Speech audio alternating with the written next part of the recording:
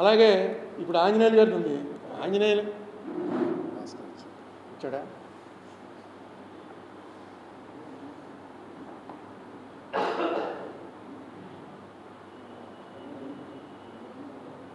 Offences ఏ offences మీద 111 పెట్టచ్చంటే kidnapping, robbery, vehicle theft, extortion, land grabbing, contract killing, economic offences, cyber crimes, trafficking of people అంటే పిల్లల్ని తీసుకెళ్ళి అమ్మేస్తుంటారు, drugs, weapons, ఆయుధాలు సరఫరా చేయటాలు, డ్రగ్స్ సరఫరా చేయటం, పిల్లల్ని తీసుకెళ్ళి వ్యభిచార గృహాలకు అమ్మేయటం. ఇప్పుడు ఈయన చేసిన ఎవరో డైరెక్టర్ చేసింది ఏంటంటే కిడ్నాపింగ్ చేశాడు, రాబరీ, వెహికల్ థెఫ్ట్, వీటిలో ఏదో ఒకటి చేస్తుంటే ఈ సెక్షన్ దానికోసం తయారు చేసి కొత్తగా వచ్చింది. ఇది వెంటనే దీంట్లో వాడేశారు.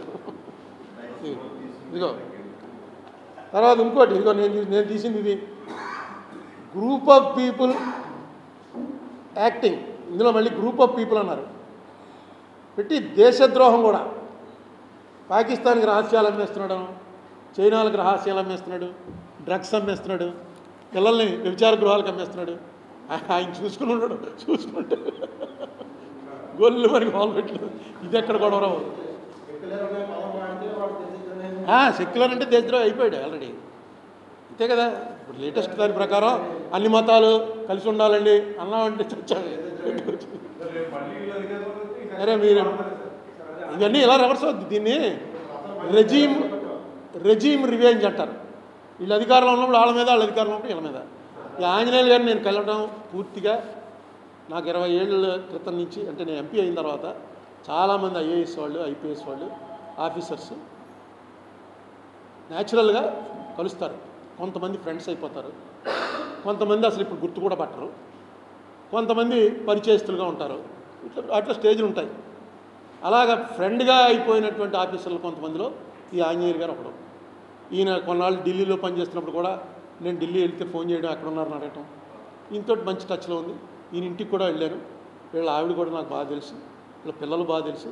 మన జంజాల గారు వియ్యంకుడు, సినిమా డైరెక్టర్ జంజాల గారు వియ్యంకుడు. నాకు తెలిసి ఇతని మీద ఎప్పుడు కరప్షన్ ఛార్జెస్ అనేది రాలా. జనరల్గా పోలీసు వాళ్ళకి శత్రువులు చాలా ఎక్కువ మంది ఉంటారు, ఇతనికి ఇంకా ఎక్కువ మంది ఉంటారు. ఎందుకంటే ఇతన్ని చంద్రబాబు నాయుడు గారి టైంలో 5 జిల్లాలకు ఎస్పీగా వేశారు. నాకు తెలిసి ఎక్కడికి వెళ్తే అక్కడ టెర్రర్ క్రియేట్ చేశాడు. మెయిన్ రౌడీయిజము, ఫ్యాక్షనిజము ఈ రెండింటి మీద చాలా తీవ్రంగా పోయాడు.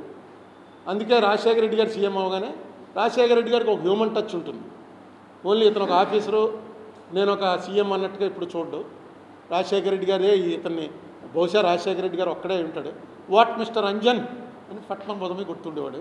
ఈయన అప్పుడు ఇంటెలిజెన్స్లో ఉండేవాడు. అది దాంతో ఈయన కొంచెం ఇదయ్యి జగన్మోహన్ రెడ్డికి కూడా బాగా దగ్గర అయ్యాడు, ఇంటెలిజెన్స్లో ఉన్నాడు, చేశాడు.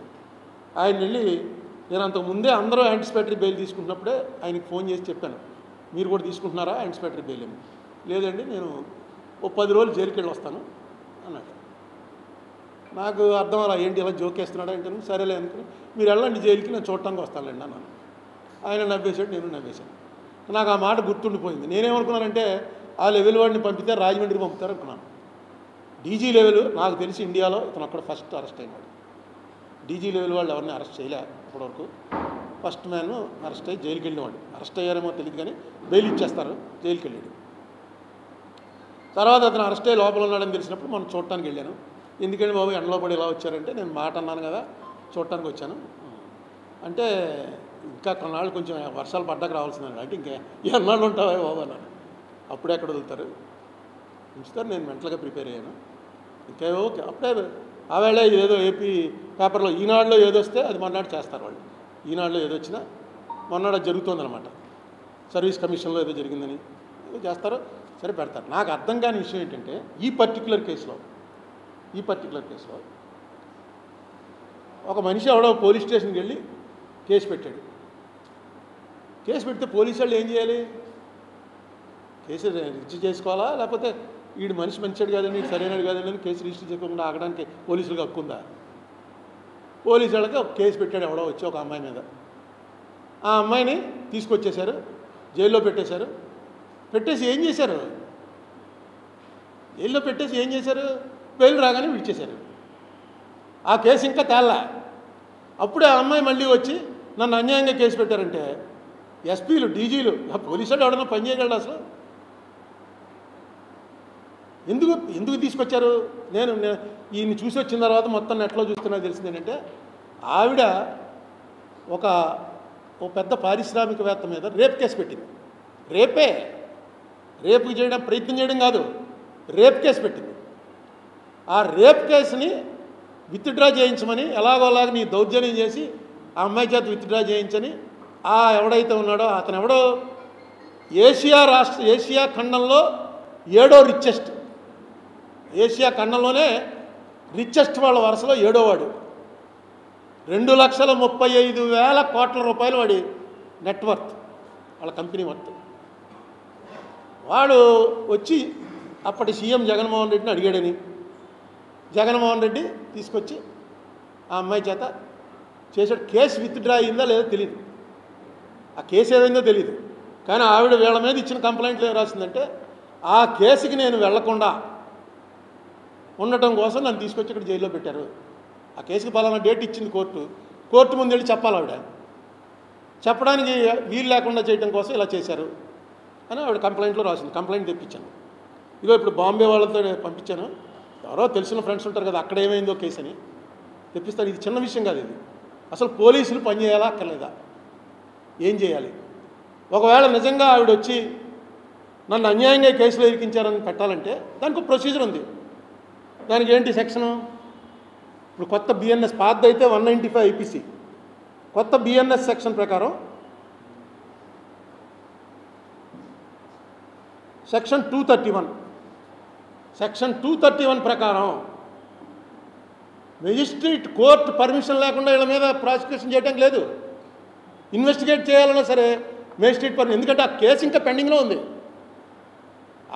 ఎవరైతే ఆవిడ నా ఆస్తులేవో ఫోర్జరీ చేసిందని కంప్లైంట్ ఇచ్చాడో ఆ కేసు ఇంకా పెండింగ్లో ఉండగా ఈ కేసు ఎలా బుక్ చేస్తారు?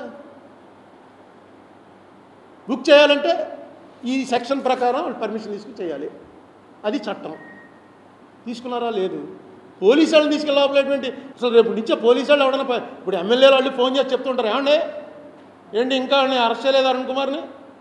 నేను చెప్పాం అంటే, సార్ ఒక కాగితం రాసి పంపించండి, ఆ కాగితం నోటరీ చేయించండి, ఆ నోటరీ చేయించి ఆ కాగితం పంపిస్తే ఆ కాగితం నేను ముందు వెరిఫై చేస్తాను, మీదో కాదో వెరిఫై చేసి అప్పుడు యాక్షన్ తీసుకుంటాను. పోలీసు వాళ్ళు ఎవడమాట అండి. ఇంకా ఇప్పటికే పోలీసు ఉద్యోగం అంటే ఎవడధికారులు కేడీగాడిని తీసుకొచ్చి లోపలికి వెళ్ళి సార్ అంటున్నారు. ఏమో రేపాడు ఎమ్మెల్యే అవుతాడో ఎంపీ అవుతాడో, ఎందుకు వచ్చిన రిస్క్? వాళ్ళతోటి మనలాంటి మామూలు మనుషులనే ఉన్న వాళ్ళు అరెస్ట్ చేస్తారు, కానీ కేడీగాడిని వాళ్ళని అరెస్ట్ చేయడం మానేశారు. రిస్క్ ఎందుకని? ఎప్పుడో మా చిన్నప్పుడు వచ్చింది అర్ధ సత్య అని ఒక పిక్చర్. అందులో అంతే ఒక కేడీగాడ ఈ ఏరియాలో పెద్ద నాయకుడు అయిపోయి ఎవడైతే పోలీసు వాడిని అరెస్ట్ చేసాడో అని పిలిచారా నా కొడుకు టేబుల్ మీద పెట్టి కాళ్ళెట్టి అలా నిలబడవు ఏమనుకుంటున్నావు అని చెప్పి వాడికేమో ఇటు సెక్యూరిటీ కింద వేస్తారు. మంచి సినిమా చూడండి, ముందు అర్ధ సత్య, ఓంపురి యాక్ట్ చేశాడు, గోవింద్ నిహలాని. జరుగుతోంది అది. వీళ్ళని తీసుకెళ్ళి లోపలేశారు. డీజీ లెవెల్ వాడిని. డీజీ అంటే ఇంకేముంది, ఇంకా డీజీ అంటే అయిపోయిన టాప్ లెవెల్కి వచ్చేసాడు అతన్ని. అందుకే అతను వెళ్తే ఏం లేదు మీరు ఎందుకు వచ్చారు అదే, ఎందుకంటే అంటే అతనికి తెలుసు ఈ కేసుల్లో ఎంత అన్పాపులర్ అవుతుందో తెలిసి ఉంటుంది. అందుకని అవనండి అంటాడు. ఇంకా పెడతారు, ఇంకా కేసులు పెట్టామని. చాలా మామూలుగా ఉన్నాడు. ఒకటే ఏంటంటే, నేను ఇంతకుముందు జైల్లో చూడటానికి వెళ్ళినప్పుడు ఇది లేదు, ఇప్పుడు కొత్తగా పెట్టారట. ఈ సినిమాల్లో చూపించినట్టు ఒక పెద్ద మెష్ వెనకాల ఆయన ఉంటాడు, యువతల మనం ఉంటాం, అక్కడేమో సీసీ కెమెరా ఉంటుంది. నిజంగా నేను ఇంతకుముందు మాటికి జైలుకి వెళ్ళేవాళ్ళం. ఉత్తినే ఏదో గొడవ చేయడం జైలుకి పోవటం. రామ్మోహన్ అయితే ఎమ్మెల్యేగా ఉండి కూడా జైలుకి పోతుండేవాడు. లోపల హాయిగా ఉంటుందిరా అని ఏదో పాత కేసు వారెంట్ ఇచ్చేసి ఎన్బిడబ్ల్యూ పెట్టించుకోవడం పోవడం. ఇలా ఎప్పుడూ లేదు. సరే తీసుకెళ్ళారు, డీజీనే తీసుకెళ్ళి లోపల పెట్టారు. రేపు పొద్దున్న నుంచి దాంట్లో మొత్తం డిఎస్పీలు, ఎస్పీలు వీళ్ళందరూ ఉన్నారు, పోలీసులు అందరూ. ఇది పూర్తిగా నాకు తెలుసున్నటువంటి లా ప్రకారం చూస్తే అసలు ఆ కేసు ఏమైంది? అసలు వాడు ఎవడైతే రేప్ చేశాడో వాడిని ఏం చేశారు? ఈవిడ ఇక్కడ జైల్లో ఉండగా కేసు అక్కడ కొట్టేస్తే అది చెల్లదు. వీడు వెళ్ళి చెప్తుంది, వాళ్ళు పోలీసులు చెప్పాలి, ఆవిడ లేదు. ఎందుకంటే బొంబాయి పోలీసులే అరెస్ట్ చేసి వాళ్ళకి అప్పచెప్పారు. వీళ్ళు వెళ్ళి అరెస్ట్ చేయడానికి లేదు. అక్కడికి వెళ్ళి బొంబాయి పోలీసులకి వారెంట్ పట్టుకెళ్ళి ఇస్తారు, బొంబాయి పోలీసులే అరెస్ట్ చేసి వాళ్ళకి అప్పచెప్తారు. కంప్యూటర్ అందులో ప్రొసీజర్లో ఏమన్నా ల్యాప్సెస్ వస్తే పోలీసు వాళ్ళ మీద మెమోలు ఇస్తారు. అరెస్ట్ చేసి లోపలటువంటి తేలని కేసు, ఆ కేసు తేలిపోయి ఆ కంప్లైంట్ ఇచ్చినటువంటి అమ్మాయి మీద కంప్లైంట్ ఇచ్చినవాడు అంతా కూడా తప్పే అని తేలినా రివర్స్ ప్రాసిక్యూషన్ ఉండదు. దానికి మళ్ళీ సివిల్ లా ఆఫ్ టార్ట్స్లో ఉంటుంది. కాంపన్సేషన్ క్లెయిమ్ చేసి వాళ్ళ దగ్గర వసూలు చేయొచ్చు పోలీసుల్ని, అందరి మీద అప్పుడు కేసు పెట్టచ్చు. ఇంకో విచిత్రం ఏంటంటే పోలీసులు కాన్స్పిరసీ చేసేస్తారు. పోలీస్ స్టేషన్లో పోలీసులు చేసేదే కుట్ర. రోజు వాళ్ళకి కూర్చొని చేసే పని ఏంటండి? ఎస్పీలు డిఎస్పీలు వీళ్ళందరూ ఎందుకు? స్టేషన్లో కానిస్టేబుల్స్ వీళ్ళు సరిపోరా?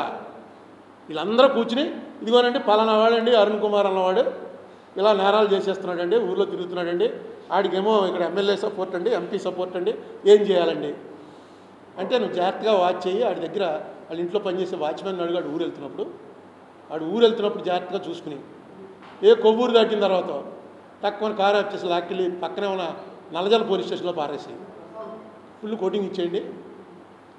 నల్లజల పోలీస్ స్టేషన్లో కంప్లైంట్ ఎవరి దగ్గర తీసుకో కారు గుద్దేసిపోయిందని మనం తెలిసేటప్పటికి ఎమ్మెల్యే గారు ఎంపీ గారు ఫోన్ చేసినప్పుడు వదిలేదు వాళ్ళు ఎవరో తెలియదండి అని. ఏం చేస్తారు పోలీసులు? బోల్డ్ అని పోలీసులు చేసేంత చేయకపోతే మనం బతకలేం. పలుకుబడి ఉన్నవాడు కనుక వాడు ఏమైనా చేయగలను అనుకుంటే మనం బతకగలమా? మనకేం పలుకుబడింది? రోడ్డు మీద తిరగలమా? చేస్తారు పోలీసులు. అందులో ఎక్స్ట్రీమ్లు ఉంటాయి. ఎక్స్ట్రీమ్ చేసినవాడు దొరుకుతూ ఉంటాడు, వాడిని పట్టుకెళ్తూ ఉంటారు. ఇప్పుడు నక్సలైట్లు ఉంది, నక్సలైట్లతో వెళ్ళి పోలీసులు రాజీ పడలేరా? వాళ్ళు తెలీదా? వెళ్ళిపోయి ఆ నక్సలైట్లు వాళ్ళతో ఫ్యామిలీస్తో రే మిమ్మల్ని ఏం చేయరా బాబు, మమ్మల్ని ఏం చేయొద్దని చెప్పని కుట్ర. నక్సలైట్లు కాల్చడం అంతా కుట్రే. జాగ్రత్తగా కాపు కాసి ఎక్కడ మీటింగ్ పెట్టుకుంటున్నారో వాడి పిల్లల్ని అడిగో ఎవరినో అడిగి తెలుసుకుని జాగ్రత్తగా వెళ్ళి వాళ్ళని కాపేసి ఆ వీళ్ళు కాల్చడంలో ఇళ్ళు చచ్చిపోతుంటారు. నక్సలైట్లను చంపడానికి వీళ్ళంతా కుట్ర చేశారు. ఇంకా విచిత్రం ఏంటంటే ఒక ప్లేడర్ గారితో కలిసి కుట్ర చేశారట. ప్లేడర్ కుట్ర ఏంటి అసలు? ప్లేడర్ అలా అయితే కోర్టులో జడ్జి గారు ప్లేడర్ కలిసి కుట్ర చేసి శిక్షలు వేసేస్తున్నారండి. కుట్ర అన్న పదానికి 120B అన్న పదానికి పోలీసుల మీద తీసుకొచ్చి పెట్టడం అనేది ఏం చెప్తాం అండి? ఖచ్చితంగా చెప్తున్నాడుగా శపమానం గచ్చతి. అది వాళ్ళకి ఎక్కలేదు. ఇప్పుడు ఎక్కితే ఏమన్నా కంట్రోల్ అవుతారా?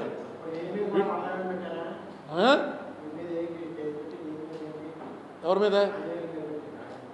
ఆ రోజున అమ్మాయిని అరెస్ట్ చేసి తీసుకురావడానికి ఆంజనేయులు అనేవాడు ఫోన్ చేసి విశాల్ గున్ని అనేవాడిని నువ్వు మా ఆఫీస్కి రా అని చెప్పి ఆఫీస్లో విశాల్ గున్నితోటి నువ్వు వెంటనే ఆ అమ్మాయిని అరెస్ట్ చేసి ఇక్కడ తీసుకురా అని ఆయన చెప్పాడు. విశాల్ గున్ని రాసి ఇచ్చింది అని చెప్పాడు అంటూ ఇంకో మాట రాశాడు. మరి ఆ మాట ఎందుకు వీళ్ళు పక్క తీశారో వెంటనే నేను డీజీపీ రాజేంద్రనాథ్ రెడ్డి గారు డీజీపీ గారు ఆఫీస్కి ఫోన్ చేసి అడిగాను, ఏమండి ఇలా పిలిచి నన్ను బొంబాయి పోలీసుల దగ్గరికి పంపించి ఆవిడ ఎవరినో అరెస్ట్ చేసి తీసుకురమ్మంటున్నారు, ఏం చేయమంటామని.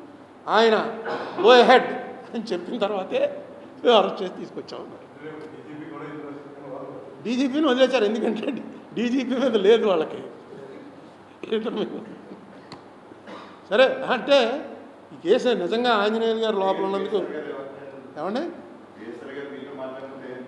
పిఎస్ఆర్ అనేది మామూలు అసలు చాలా ఇదిగా ఏంటండి మీరు వచ్చారు మా ఆవిడని వాళ్ళని పిల్లల్ని ఎవరిని రావద్దని చెప్పాను, మా ఫ్యామిలీ ఎవరూ చూడడానికి రాక్కర్లేదు అని చెప్పి మీరు వచ్చారు ఏంటి బాబు?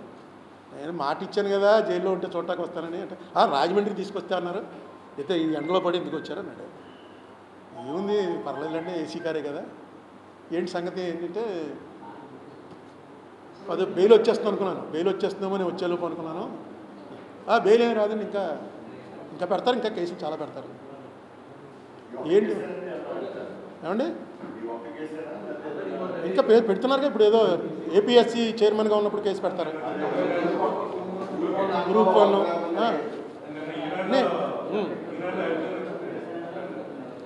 అదే మీకు ఈనాడు పేపర్ మీద ఆయన మీద ఈనాడు పేపర్కి చాలా కక్ష ఉండడానికి అవకాశం ఉంటుంది. ఎందుకంటే జగన్మోహన్ రెడ్డి ఈ పిటిషను నేను వేసిన పిటిషన్లో జాయిన్ అవ్వమని అడిగితే జగన్మోహన్ రెడ్డి జాయిన్ అవ్వ చెప్పాను కదా మీకు. 2 ఏళ్ళ తర్వాత అప్పుడు వచ్చి అతను పిటిషన్ వేసాడు నా దానికి సపోర్ట్గా.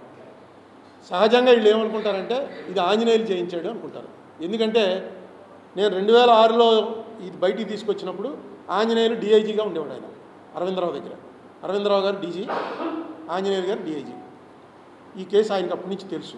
చేత ఆయన చెప్పి చేయించాడేమో అని రామోజీరావు గారి వైపుకి ఈనాడు వైపు కన్నెత్తి చూసిన వాడి కళ్ళు పీకేస్తామనే మెసేజ్ ఇవ్వటమే ప్రభుత్వం యొక్క ధర్మం. వాళ్ళకున్న స్నేహం అటువంటిది. సో దానివల్ల చేసి ఉండొచ్చు. దేనివల్ల చేసున్నా ఇప్పుడు ఆంజనేయులు గారు లోపలికి వెళ్ళిపోవటం వల్ల వచ్చిన ప్రమాదం అని కాదు, పోలీసు వ్యవస్థ మీద ఇది ఎలా ఉండబోతుంది. పోలీసు ఒక కేసు ఇప్పుడు నేను అనుకోవడం ఇది చాలా పెద్ద డిబేట్కి వెళ్తుంది. నాకు బాంబే నుంచి ఆ పేపర్స్ రాగానే మళ్ళీ చెప్తాను, పెద్ద డిబేట్కి దారితీస్తుంది. ఇది చిన్న విషయం కాదు.